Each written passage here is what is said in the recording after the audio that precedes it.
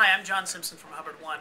I'd like to give a brief overview of the presentation that myself and Kyle Peekna gave at the 2010 Hubbard One Innovation Forum in Reynolds Plantation. The title of the presentation was Analyze and Optimize Creating Action on the Web. We first started talking about Amazon.com and how this out-of-industry organization uses metrics to really measure everything that they do. In fact, we looked at statistics that they track, such as the fact that they sell 62.5 products per second during their peak season, and that if they don't achieve $10,000 in revenue per minute on their website, they immediately move into action mode. And they do this with tremendous accuracy. But one of the things that makes Amazon so interesting is they actually create their own metrics based on what their customers are looking for. And then they measure those metrics over time and try and move them.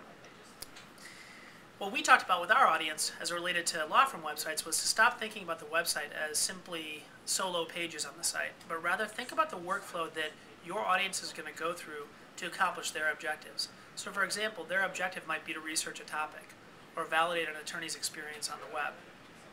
You should be thinking about what are the steps they're going to go through on your website and how can not only take into account their visitor need, but also your marketing objective and create a metric that makes sure that they're getting what they need, but also that you're achieving your marketing objectives during the process. So finally, we talked about creating those metrics in a way that makes sense for your firm. And we talked about calls to action. So many law firm websites today really don't have many calls to action on them. Calls to action being things that encourage a user to take a step that you want them to take to achieve a marketing objective. So we discussed creating specific calls to action on your site throughout the page as a user is going through the workflow of accomplishing their objective and measuring the success of those calls to action through creative web metrics.